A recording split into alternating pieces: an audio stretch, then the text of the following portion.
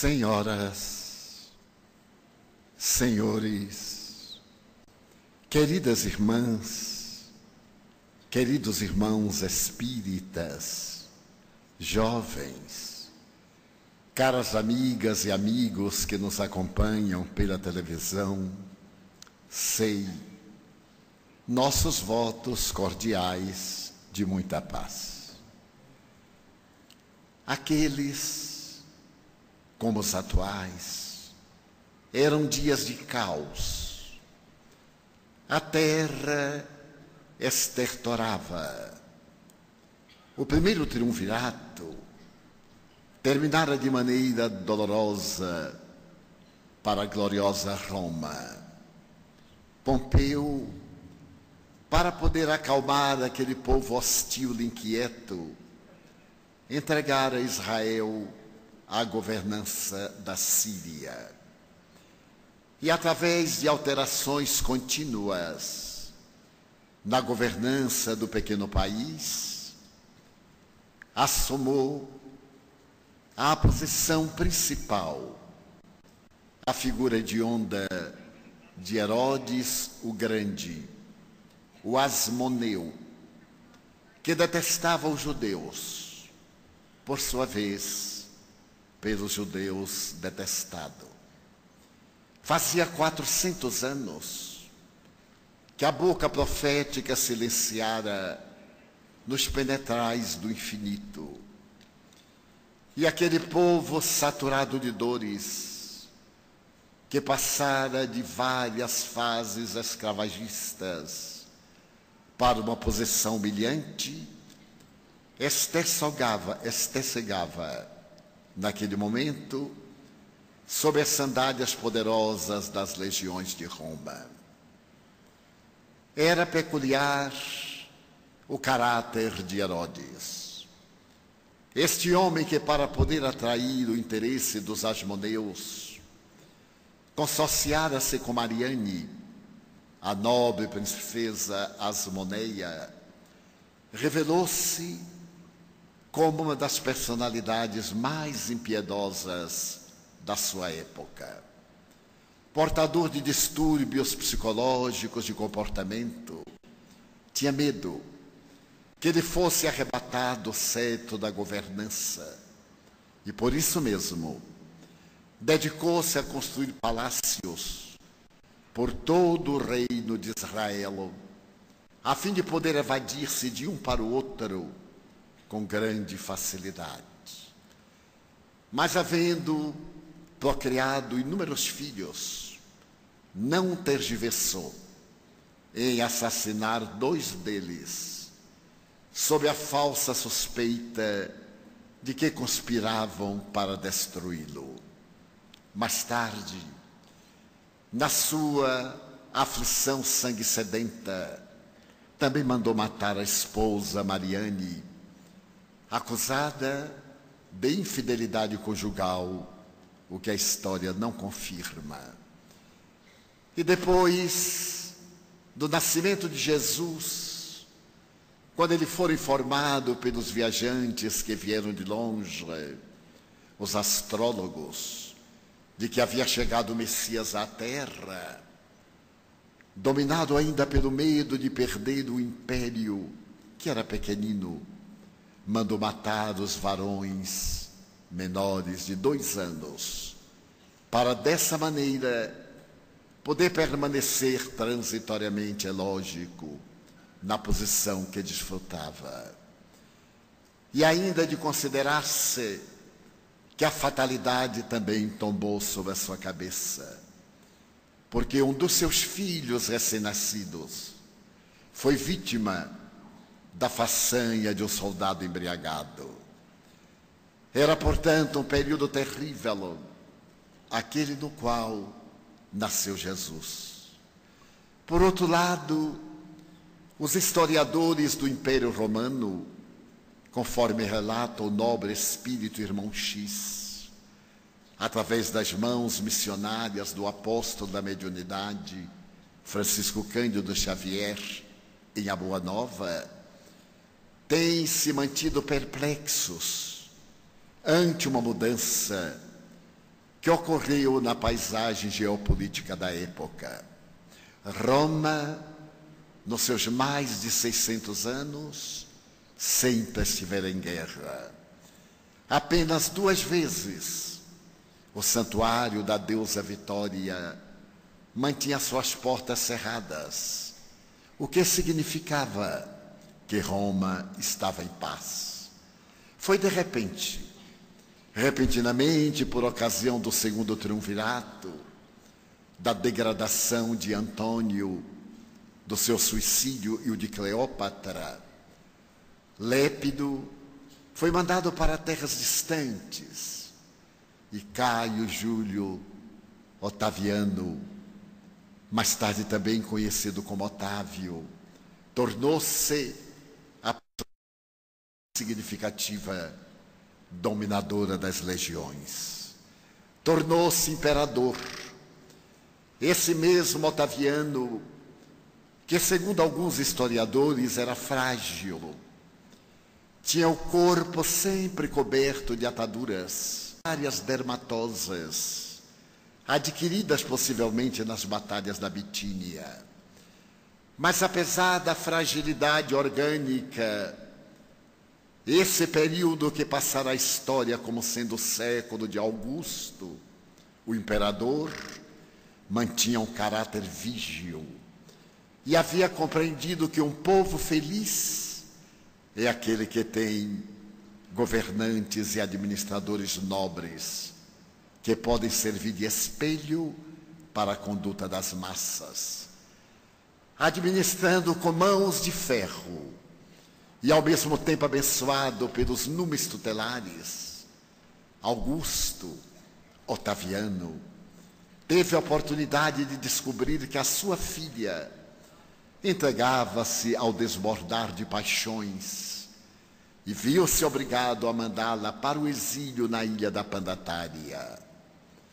Mais tarde, já envelhecido, não tremeu quando repetiu o mesmo gesto em relação a uma neta que se desequilibrara oferecendo espetáculos dantescos no comportamento imperial. Ainda aí, ele descobriu que a esposa dedicava-se a experiências macabras, utilizava-se de venenos nos escravos, pensando em libertar-se dos adversários políticos. E Otaviano não tergiversou em mantê-la na casa imperial, no entanto, distante do tálamo conjugal. Esse homem extraordinário viveu, porém, momentos gloriosos, porque as musas encarregaram-se de mandar à terra personalidades como Virgílio, Salústio, Tito Lívio, Mecenas, como os grandes inspirados. Já não renasciam na indumentária carnal, naquele período, as personalidades bélicas de Alexandre Magno da Macedônia, de Ciro cartaginês, ou de outros que fizeram o solo terrestre tremer diante das suas ameaças bélicas.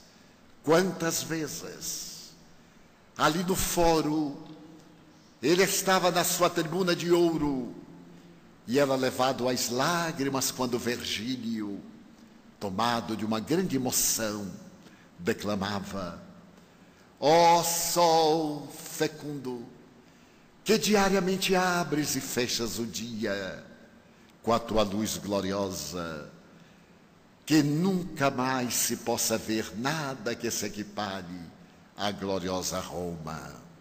Era que a humanidade naquele momento estava tecendo a sua túnica nupcial para o noivado com o Rei Solar, para aquele que viria ao mundo modificar-lhe a estrutura íntima e alterar completamente as doutrinas da tradição, criando uma era nova. Foi, portanto, de um lado, nos estertores de Israel, e sob a bênção dos números tutelares que cantavam em Roma para todo o planeta, que Jesus nasceu. Nasceu numa noite fria, numa modesta gruta perto de Jerusalém, para poder demonstrar que o poder de Deus apresenta-se na simplicidade e na pureza. Foi ali, portanto, em Belém de Judá, que numa estrebaria improvisada, onde os animais domésticos e os pastores procuravam refúgio nas noites de frio, que a terra recebe a estrela de primeira grandeza, que é Jesus, o divisor da humanidade. 19 séculos depois, Ernesto Renan terá a oportunidade de dizer que todos os vultos da humanidade nasceram na história, mas Jesus é a única exceção.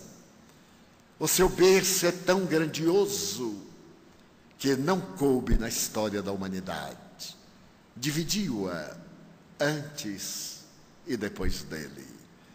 Mas este Jesus transcende o conceito exarado por Ernesto Renan nesta oportunidade, quando, ao escrever-lhe a vida a seu modo, no dia 1 de fevereiro de 1862, no Colégio de França, ao apresentar a aula inaugural do eminente educandário da França, Ernesto Renan dá um golpe de misericórdia numa velha tradição, dizendo que Jesus foi um homem incomparável. A expressão colocada objetivava demonstrar que ele não pertencia a uma trindade dogmática tradicional.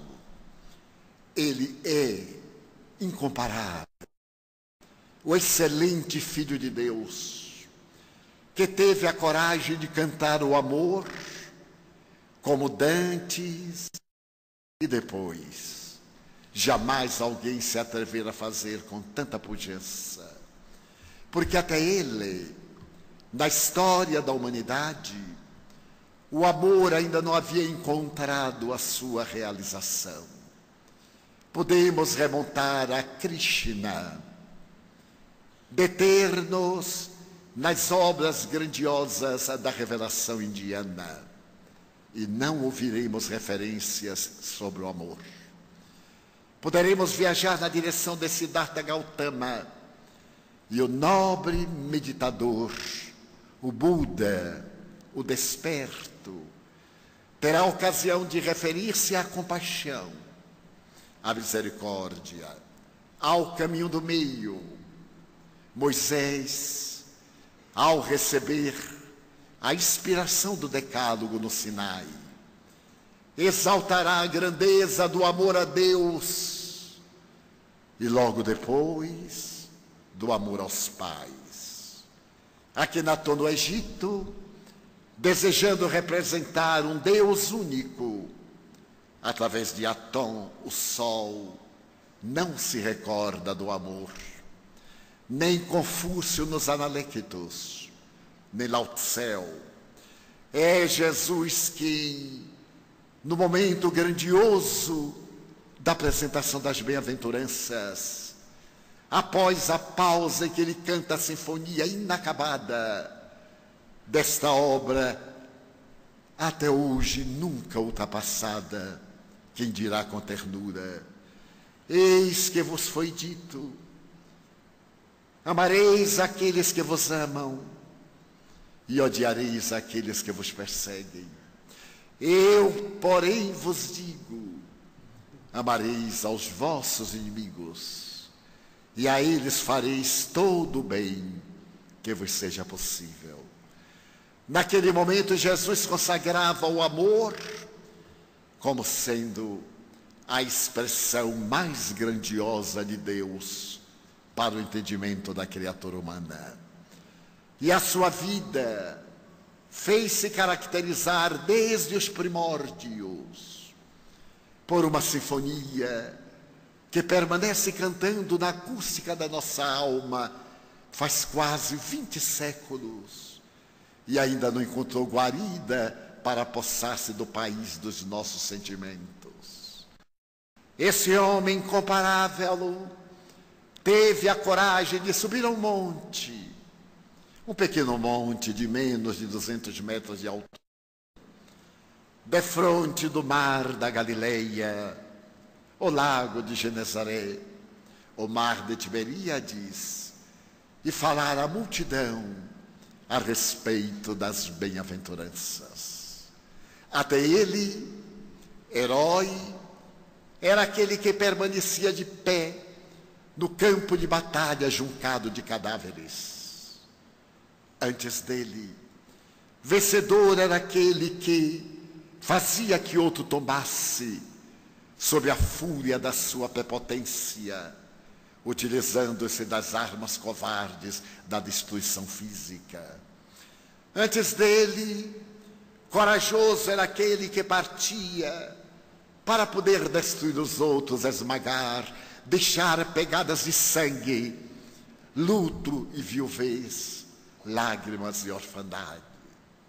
Depois dele, herói é aquele que vence as más inclinações, conforme o conceito kardeciano.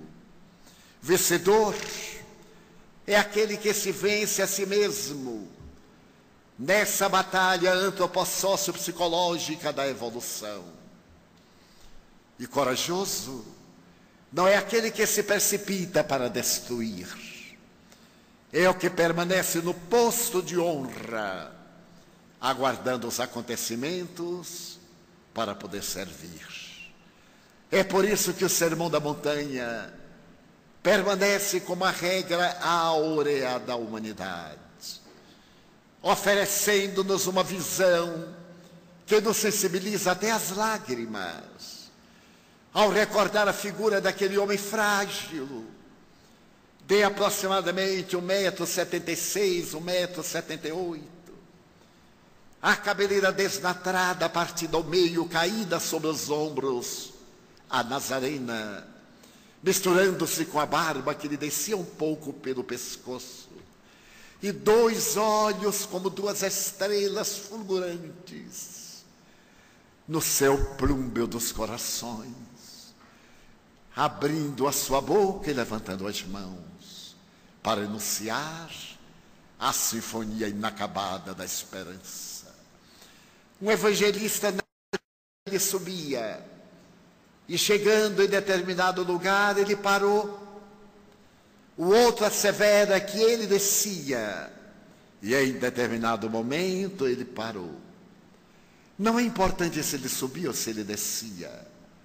É importante, porém, que ele parou e, abrindo a sua boca, cantou como nunca mais se ouviria uma canção igual. Bem-aventurados os pobres em espírito. A expressão é toda ela uma balada de ternura, porque a terra sempre considerava aqueles que se destacavam pela crueldade. Erguiam-lhes as maiores homenagens e as estátuas, coroavam-nos de louros, e, no entanto, ele se lembra exatamente aqueles que são pobres, em espírito de orgulho, de vaidade, de vilania, aqueles que são simples de coração e puros, aqueles que preferem perder hoje para ganhar amanhã, que vertem lágrimas de compaixão e de solidariedade, aqueles que têm sede da verdade, fome de justiça, pois que esses são os bem-aventurados, herdarão a terra, herdarão os céus, porque carregarão desde os primeiros momentos as blandícias desse reino de paz, de ternura, de misericórdia e de solidariedade. Aquela tarde inolvidável para quase 5.000 testemunhas, assinalaria a história por definitivo e iria repercutindo de quebrada em quebrada até os nossos dias e os dias do porvir, quando não mais a dor cantará sua triste litania ferindo os corações, quando não mais a crueldade encontrar campo no nosso primarismo, resultado dessa luta atávica que trazemos das experiências primordiais, porque já teremos alcançado outro nível de consciência cósmica. Aquela tarde que se alongará por uma noite coroada de estrelas no zimbório de azul turquesa, inscreverá na alma da humanidade o primado do amor. E ele veio e a terra nunca mais seria a mesma. A sua autoridade era tão grande que ele podia reformular a tradição, aquilo que constituía a lei, sobrepondo a do amor, porque indubitavelmente é a mais poderosa de todas as forças que a criatura humana conhece. Oportunamente, conversando com o espírito generoso de uma estudiosa do Evangelho, Amélia Rodrigues, interroguei-a como era possível que naquela tarde suave, quando as rosas de Sharon davam gargalhadas de perfumes e as balsaminas em flor confraternizavam com a natureza primaveril, como seria possível que ali, naquele pequeno platô, onde hoje está erguida a Igreja das Bem-aventuranças, ele poderia falar a essa multidão sem a necessidade de gritar, sem dispor de instrumentos que levassem sua voz à distância. E ela, depois de meditar durante alguns minutos, respondeu-me que a sua voz impregnava o coração através dos ditos indizíveis e dos não ditos dizíveis. É certo que ele abriu a boca e começou a enunciar aquelas frases mágicas e penetrantes, mas a multidão, fascinada pela sua presença sublime, hipnotizada pela sua força transcendental, nele sincronizou alma, pensamento e emoção, e cada qual ouviu no ádito do coração não apenas as palavras verbalizadas, mas o sentimento da sua mensagem.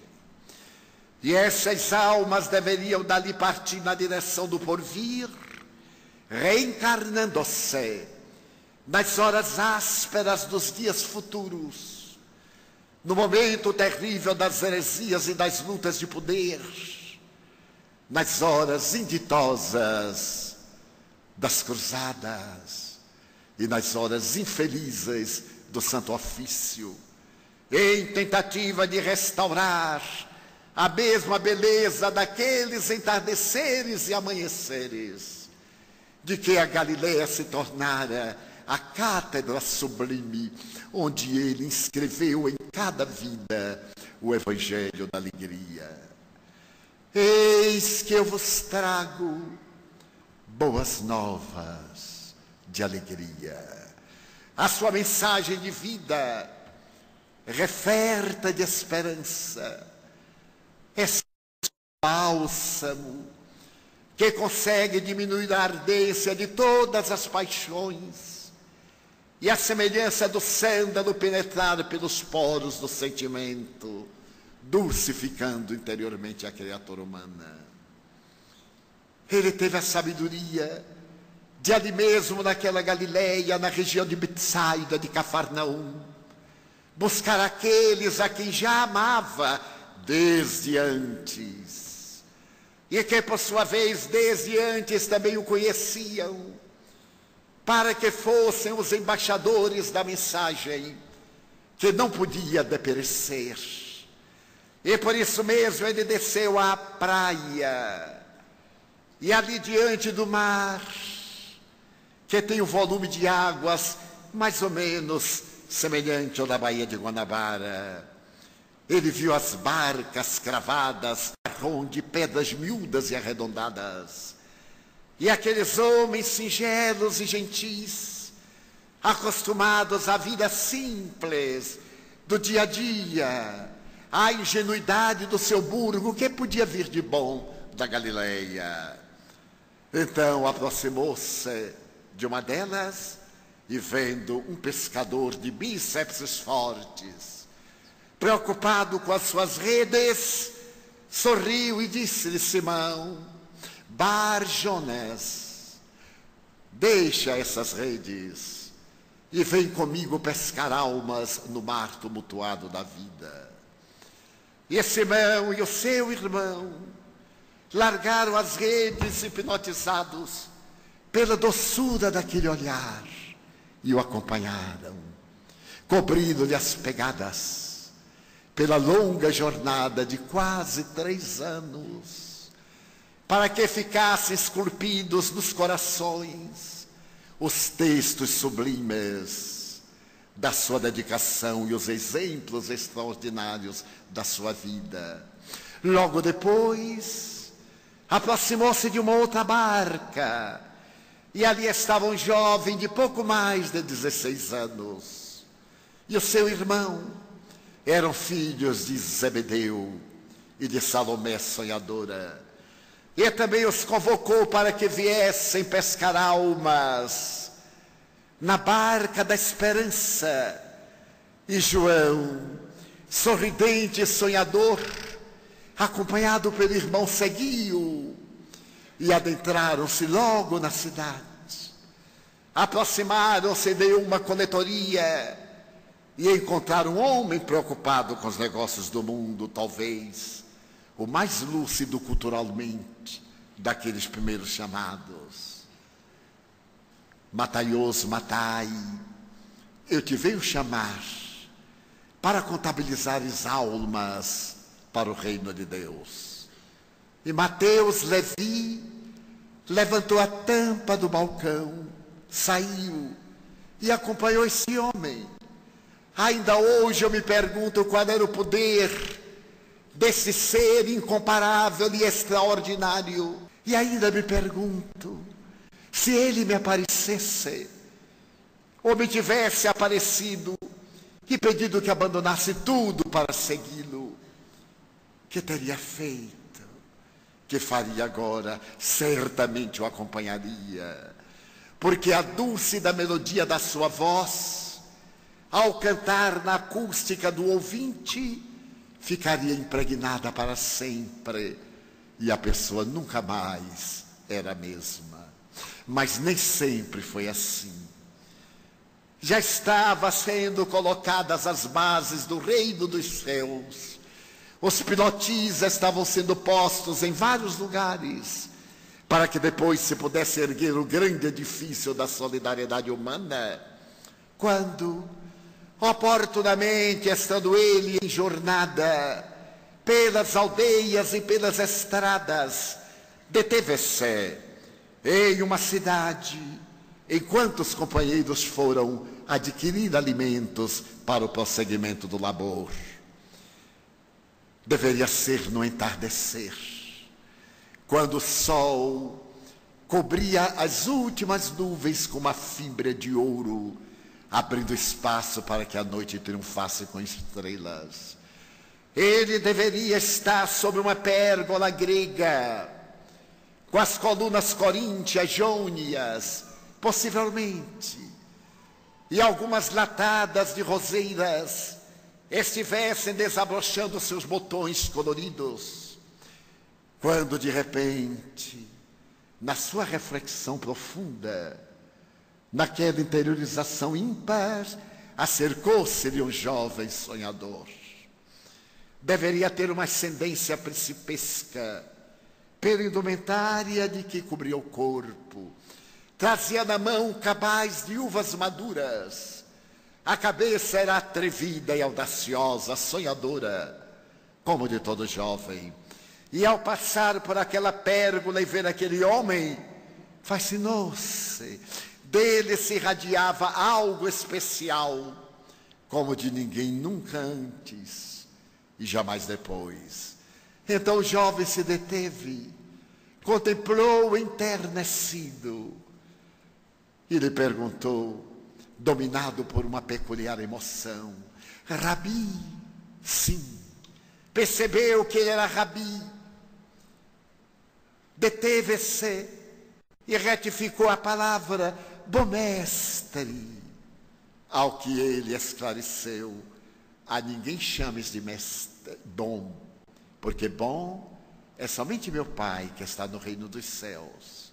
Mestre, sim, chama-me, porque eu o sou. Que autoconsciência, que audácia transcendental. E o jovem, agora enrubescido, falou-lhe emocionado: dize-me, o que é necessário fazer para entrar no teu reino, no reino dos céus?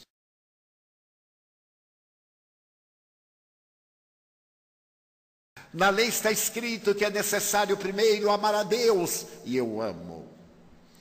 É necessário não furtar, e eu não necessito de fazê-lo.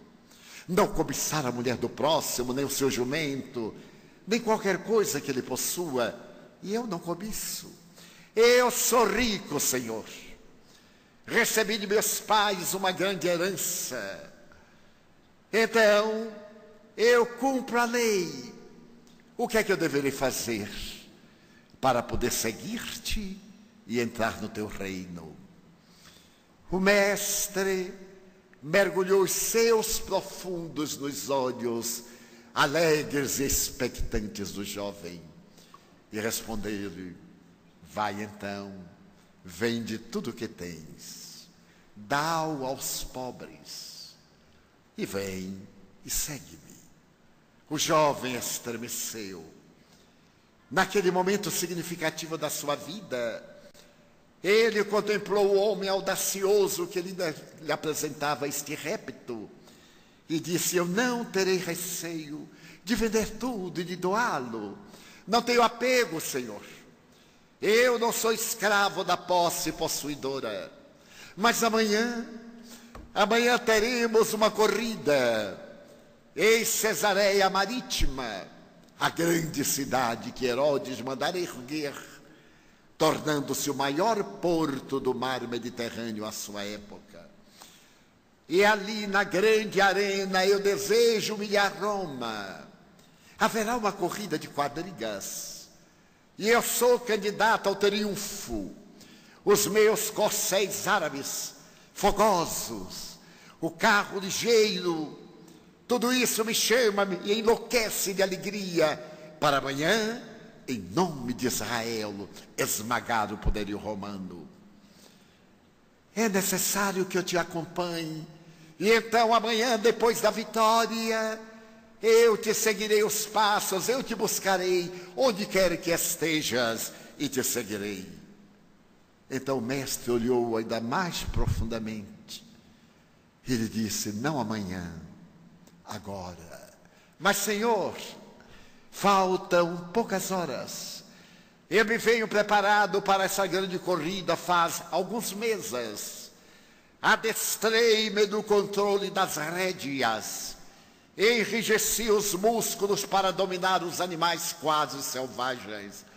Amanhã é o dia da minha e da glória de Israel, e eu te prometo que logo depois do louro do triunfo eu te seguirei. Agora, porque amanhã será tarde demais. O jovem entristeceu-se. Ele desejava o reino dos céus, mas também anelava pela glória da terra. E naquele momento que sempre está em nossa vida, sempre é um momento significativo em nossa vida, que define o rumo de toda a existência. Ele lembrou-se, porque a noite caíra sem preâmbulos, que logo mais deveria estar numa casa palaciana, onde estariam reunidos aqueles que iam correr no dia seguinte para cuidarem dos detalhes finais. O cabaz de uvas estava na mão, e ele deixou cair, arrebentou-se no pó e fez um pouco de lama. Ele olhou para Jesus, e uma lua pálida apareceu distante, colocando um pouco de prata na noite, clareada debilmente pelos astros estelares. Oscilou como um pêndulo de relógio e partiu na direção do banquete. Jesus contemplou a noite aureolada de luz. E quando os companheiros chegaram, encontraram-no triste, com lágrimas nos olhos. E perguntaram-lhe: Senhor, por que choras? Ao que ele teria respondido: é tão difícil o rico entrar no reino dos céus. E as religiões que se derivaram do cristianismo estabeleceram que esse rico a quem ele se referia era o portador de tesouros amoedados, de notas fiduciárias, de moedas para o câmbio. É provável. Mas ele se referia a uma outra forma de riqueza, a riqueza da juventude. Renunciar aos prazeres fúteis da juventude para poder ganhar o reino dos céus. Renunciar à fortuna do orgulho, ao tesouro da prepotência. Quando o chofar emitiu o seu som característico para a corrida, eis que o moço rico parte em desabalada correria na sua quadriga, faz a primeira volta em triunfo. Israel freme de júbilo, ali presente naqueles que o aplaudem. E na segunda volta, em um gesto infeliz, uma das suas rodas toca na roda de uma outra quadriga e ele vai lançado à distância. Bate-se no solo, debate-se na areia, e os carros que vêm disparada atropelam-no, despedaçam-no, as vísceras saem da intimidade do corpo, ele freme, os olhos estão agora como manchas de sangue, ele está trêmulo, frio, um desespero, as palpitações cardíacas exageradas, e o frio terrível tomando conta dele. A multidão dá um grito, logo correm escravos para retirá-lo da arena, e na hora que ele vai arrastado nos estertores da agonia, ele vê duas mãos distendidas em aquela névoa que se lhe apresenta no pensamento, e aquela mesma doce voz lhe diz: dá-me tua alma. Agora que o teu corpo não serve para nada, dá-me tua alma. Eu sou o bom pastor, e todo aquele que confia em mim, mesmo morrendo, viverá. Essa lição extraordinária e outras são enriquecedoras naquele homem incomparável. Mas o que é que nós fizemos da sua doutrina? Colocado numa cruz de vergonha, que ele aureolou de bênçãos, como diz Emmanuel com propriedade. A cruz de Jesus no Gólgota parece um sabre cravado na terra. Os braços distendidos, não era um vencido, era um vencedor, não era um caído, estava de pé. Era uma ponte que ligava a terra, a transcendência, que ligava a criatura humana propínqua à divindade longínqua. O que é que nós fizemos dessa doutrina de amor? Menos de 100 anos depois da sua partida e do seu retorno aos corações saudosos, a invigilância humana começou a procurar interpretar conforme a sua própria maneira de sentir a sua palavra grafada em pergaminhos, em peles de animais, em tijolos, a palavra augusta do apóstolo das gentes, e as suas cartas haviam enriquecido a humanidade de luz. Mas o que é que nós fizemos? Oportunamente, Friedrich Nietzsche, no seu pessimismo e no tormento da sua depressão, enunciou uma frase terrível: tudo que a criatura humana toca, corrompe. Ele tem alguma razão. É que nós temos a habilidade de tudo quanto nos chega. Ao invés de nos adaptarmos à mensagem, adaptamos a mensagem ao nosso modus operandi e a adulteramos. Foi o período difícil das lutas entre os cristãos de Jerusalém, da África do Norte e de Roma. É o período do arianismo, de Antasiano e de outros que vieram trazer mensagens que deturpavam a palavra de Jesus. Surgiram então as bênçãos e as maldições, e em breve, com a presença de Agostinho de Hipona, entre o fim do século III e o começo do século IV, o surgimento da teologia neste homem extraordinário que se comoveu com a palavra ouvida em Milão, quando um grande apóstolo do Senhor falava a respeito do reino dos céus. Esse século IV é assinalado por tantas heresias e tantas condenações. O papado já está estabelecido. São Jerônimo já havia passado 25 anos da gruta de Belém para poder selecionar os ditos do Senhor, aqueles que mais tarde serão considerados legítimos, os que virão depois para constituir esta obra magistral de 27 livros cantando a glória do reino de Deus e a história do homem mais extraordinário da humanidade. A noite medieval abate-se sobre a terra e as criaturas humanas transformam a doutrina do homem que não tinha uma pedra para reclinar a cabeça, nem tinha um local para o repouso, embora as serpentes tenham os seus lugares e as feras os seus covis. Ergueu-se o poder e a pulcritude da mensagem de Jesus cedeu lugar à impiedade imperial, ao lado dos poderosos da terra, cuidando dos destinos humanos e ceifando vidas daqueles que por esta ou aquela razão nos não conheciam, não sabiam da mensagem de Jesus ou a ela se opunham. A grande noite medieval é a tragédia da adulteração da palavra do Mestre, mas ele sabia-o quando está despedindo-se dos companheiros, naquela segunda subida a Jerusalém, narrando as memoráveis parábolas que Lucas anotará carinhosamente ouvindo a sua mãe, a mãe dele, a mãe de Jesus, ouvindo a palavra de Pedro, ouvindo também as narrações de Paulo.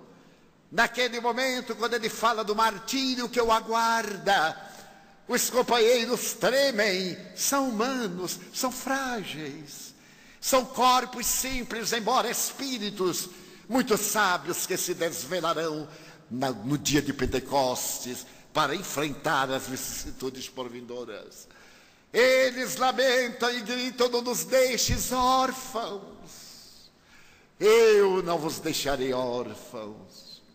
Eu rogarei a meu Pai, e Ele vos enviará o Espírito de verdade, o Paracleto, o Consolador, que vos repetirá as minhas palavras, que ainda me não podeis compreender, e dir-vos-á coisas novas, ficando convosco até a consumpção dos évos.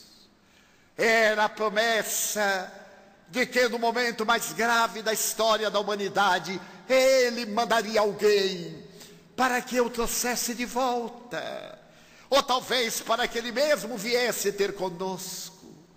E foi a partir do século XVII, quando a ciência empírica discrepou da tradição religiosa, quando se pôde provar que não era o Sol que girava em torno da Terra, mas era essa que girava em torno dele, que também não era fixo, porque nada é estático no universo. Quando se pôde provar, graças a Sir Isaac Newton, a lei da gravitação universal, quando a engenhosidade extraordinária de Galileu Galilei, com o seu telescópio doméstico, podia contemplar a mudança dos astros e os seus movimentos. Quando foi possível Lord Bacon dizer que uma filosofia superficial leva a mente do homem ao materialismo, mas somente uma filosofia profunda leva-o à verdadeira religião. Então vem a fissura, vem a separação da ciência com a religião. E o século XVIII, o século dos enciclopedistas, o século da Revolução Francesa, abala a humanidade. E em pleno alvorecer do século XIX, quando as luzes napoleônicas estão no seu apogeu, mergulha na indumentária carnal, na cidade de Lyon, a 3 de outubro de 1804, o apóstolo tcheco-eslovaco Jan Hus, que foi devorado pelas labaredas de Constança, e que teria dito, quando ele era uma tocha humana: vós hoje assais o pato, porque Rus, em tcheco, significa pato ou ganso. Mas virá um dia que um cisne de luz voará tão alto que as vossas labaredas não o alcançarão. Nasce então, no fastígio napoleônico, Hippolyte Léon Denisard Rivailo, esse extraordinário discípulo de Pestalozzi, que também se torna mestre, seguindo os passos do seu mestre, o notável pai da pedagogia moderna e daquele mestre incomparável, inimitável. E ao retornar ou a viajar a Paris para implantar o método pestalozziano, destaca-se le professeur Rivailo pela inteligência vulgar, pelos programas da Sorbonne, da conjugação dos verbos franceses em uma gramática, um dos mais difíceis das línguas neolatinas, para que mais tarde, a 18 de abril de 1857, instaure na Terra a era do espírito imortal, com a publicação do Livro dos Espíritos, esse extraordinário tratado de ciência filosófica, que penetra no âmago das questões tormentosas e projeta uma luz meridiana que a ciência aceita. Um tremendo materialista francês, Broussais, havia enunciado: falam-me de religião, mas dê-me uma religião científica, uma religião que possa enfrentar a ciência. E essa religião virá em O Livro dos Espíritos. E mais tarde, quando o egrégio codificador, agora com o pseudônimo de Allan Kardec, terá a nobreza de dizer: fé verdadeira ou legítima somente o é aquela que pode enfrentar a razão face a face em todas as épocas da humanidade. Desde que foi publicado o Livro dos Espíritos, há aproximadamente 157 anos, a ciência conseguiu a sua maior magnitude. A física clássica tornou-se quântica, a física das probabilidades. E acabamos de ver no ano passado, ao ser detectado o bóson de Higgs, alguns físicos dizerem que o bóson de Higgs é a assinatura de Deus colocada na sua obra. A ciência fazendo através de alguns cientistas a viagem de retorno a Deus, ou por ocasião da decodificação do genoma humano no ano 2000, o pai do projeto grandioso dizer que agora sim podia-se saber como Deus havia criado a vida. E em 1967, Sir James Jeans, astrofísico inglês, declarar com toda a pujança: até agora, nós, os cientistas, pensávamos que o universo era uma máquina. Mas agora nós temos a certeza de que o universo é um grande pensamento. E logo a seguir-lhe as pegadas, outro físico inglês, Firsoff, dizer que o espírito é uma realidade. Acabo de detectar o espírito. O espírito, para mim, é semelhante à eletricidade e à gravidade, reticências que pensa. Utilizo-me da palavra inglesa mind, mente, para dizer que o espírito é constituído de partículas de mente, de mind-ons, chegando à conclusão de uma religião absolutamente científica. E há menos de 6 meses, na Universidade Harvard, nos Estados Unidos, o Dr. Ben Alexander III, neurocirurgião materialista, depois de 7 dias no estado de morte cerebral, vitimado por uma meningite rara, que ataca uma pessoa em 1 milhão, graças ao coli. No momento em que se vai desligar os aparelhos, ele desperta e narra com seu conhecimento de neurocirurgião que durante aquele período em que o cérebro não podia funcionar, ele pensava. O pensamento não é uma elaboração cerebral. O pensamento é transcendente, o cérebro é um instrumento que o decodifica. E escreve agora um best-seller, O Céu Existe, asseverando, conforme a obra de André Luiz, Em Nosso Lar, a realidade de colônias espirituais em volta da Terra, e naturalmente colocando em suspeita o velho materialismo, que a cada momento sofre um golpe fatal nas suas entranhas. Uma ciência religiosa, uma religião científica. Não há muito, por volta de 1923, aqui em Curitiba, pregava o eminente trabalhador da causa espírita Manuel Viana de Carvalho. E porque eram dias muito difíceis, onde quer que ele se levantasse como oficial do exército para falar da doutrina libertadora, os religiosos uniam-se às autoridades eclesiásticas, que apresentavam queixa contra a audácia desse capitão, mais tarde coronel, e o removiam para uma outra cidade.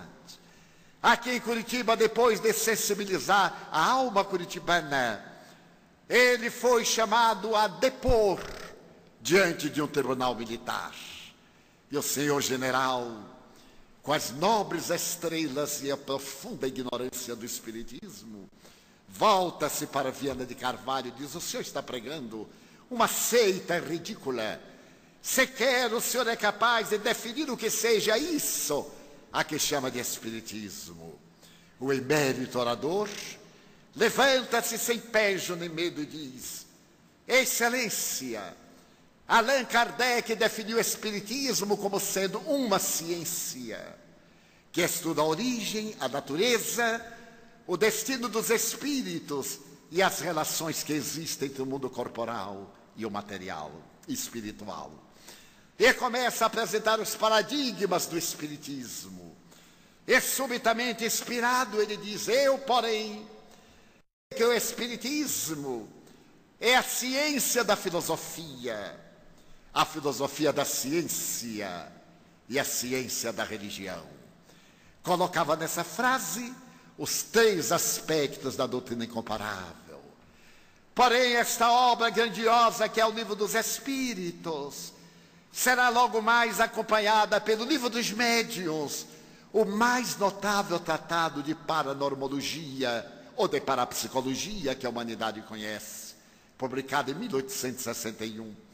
E logo depois a alvorada do Consolador, as vozes dos céus desceram à terra e como exército, obedecendo ao comando, é a chegada do Evangelho segundo o Espiritismo, no memorável abril de 1864. Kardec já trabalhava nele e o apresentou como imitação do Evangelho segundo o Espiritismo, recebendo dos seus amigos, do seu editor e das entidades venerandas a sugestão para eliminar a palavra imitação. E então vai nascer na próxima edição o Evangelho segundo o Espiritismo, que é o retorno da humanidade ao Sermão da Montanha. Ali está exarada toda a sinfonia grandiosa daquele entardecer, noite da Galileia longínqua. Aí está a caridade, no seu aspecto mais elevado, porque a caridade é o amor no seu sentido mais profundo, nessa magnitude incomparável, porque vai além da beneficência, da misericórdia e da compaixão.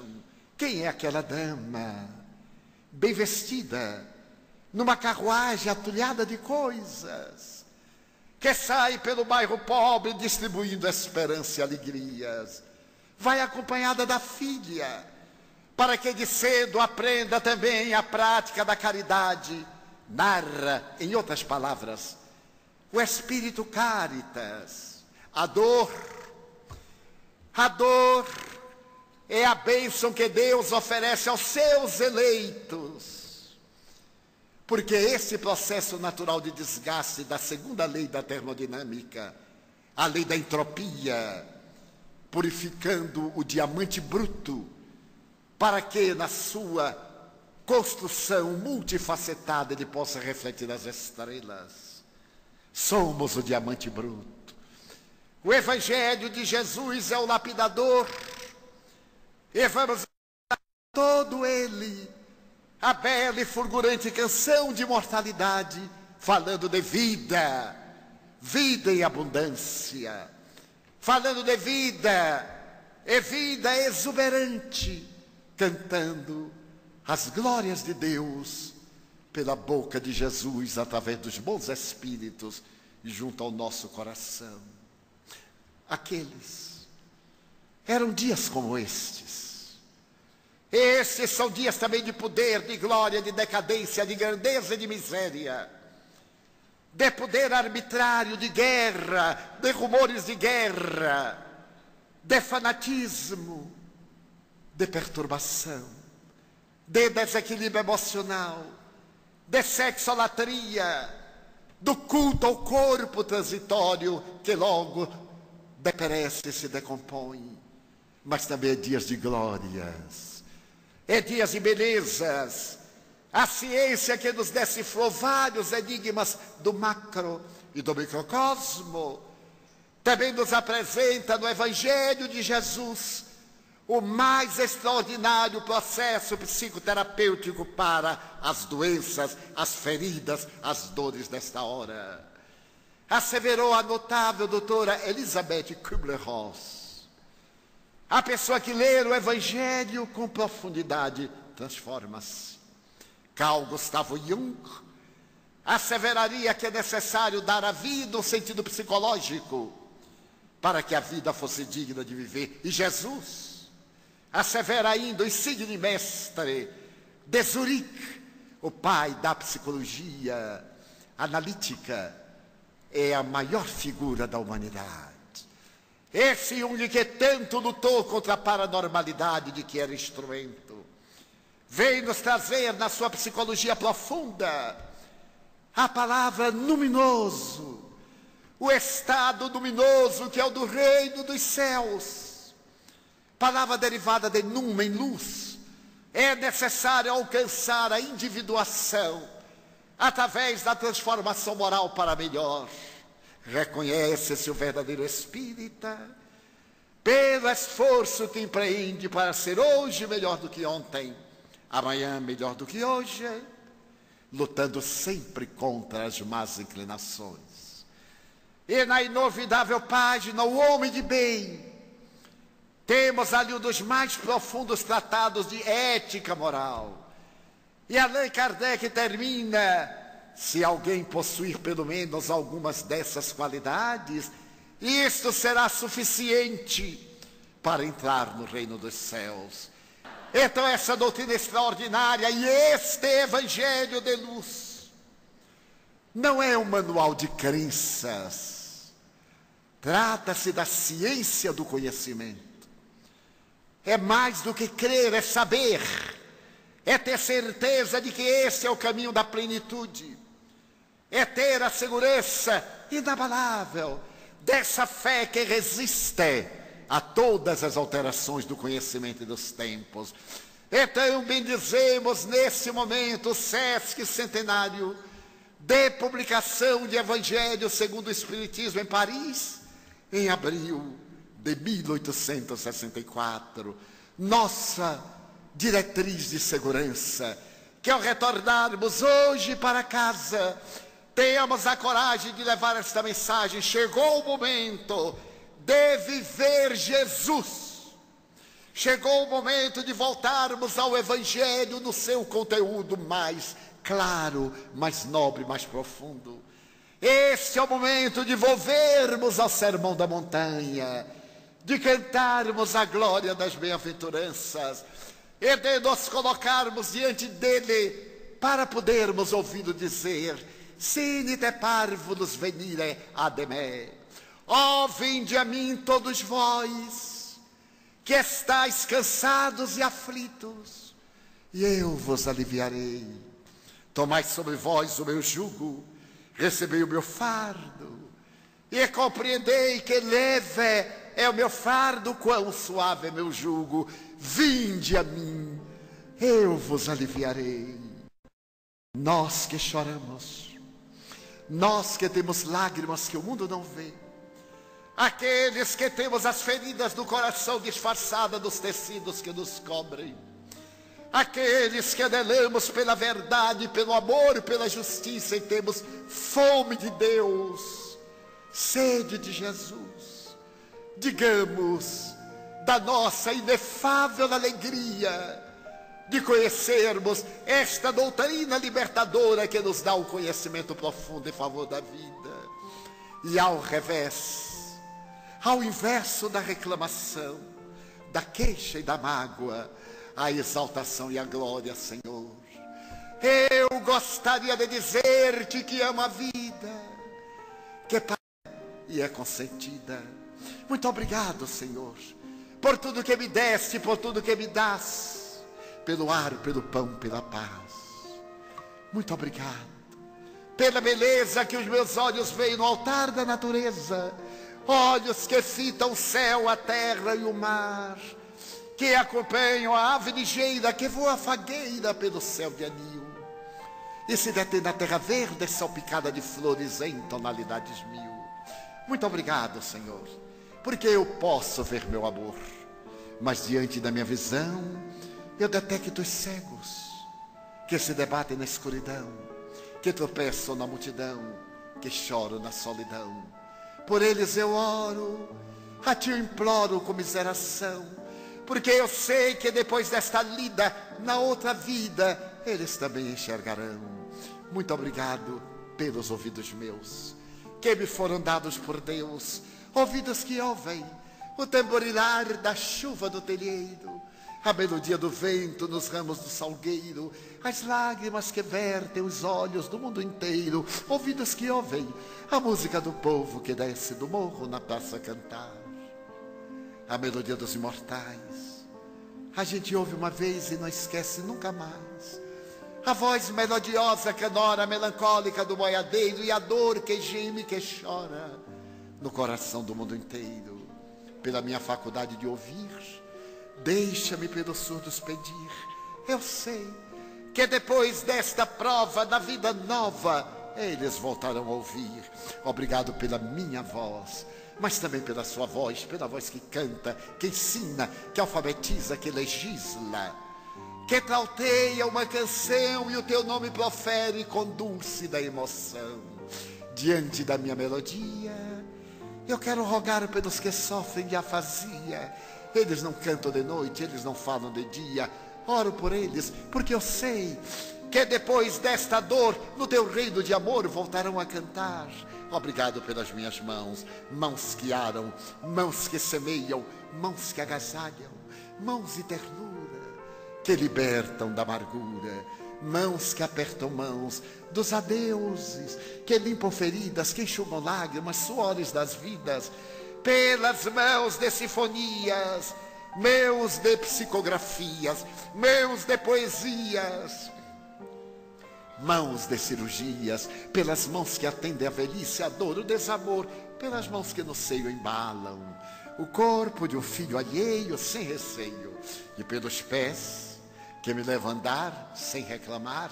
Muito obrigado, Senhor, porque eu posso bailar diante do meu corpo perfeito. Eu te quero louvar, porque eu vejo na terra aleijados, amputados, magoados, impossibilitados de andar. Eu oro por eles, porque eu sei que depois desta expiação, na outra reencarnação, eles também bailarão.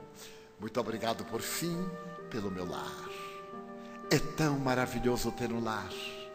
Não é importante se estilar uma mansão, um duplex, uma favela, um ninho, um gramato de dor, um bangalô, uma casa no caminho, seja lá o que for, mas que dentro dele exista a figura do amor, de mãe, ou de pai, de mulher, ou de marido, de filho, de irmão, a presença de um amigo, alguém que me dê a mão, porque é muito triste viver na solidão. Pelo menos a companhia de um cão. Mas se eu a ninguém tiver para me amar, nem um teto para me agasalhar, nem uma cama para repousar, nem aí reclamarei. Pelo contrário, eu direi: muito obrigado, Senhor, porque eu nasci. Muito obrigado, Senhor, porque eu creio em Ti. Pelo Teu amor, obrigado, Senhor, pela Sua atenção. Muito obrigado, senhores.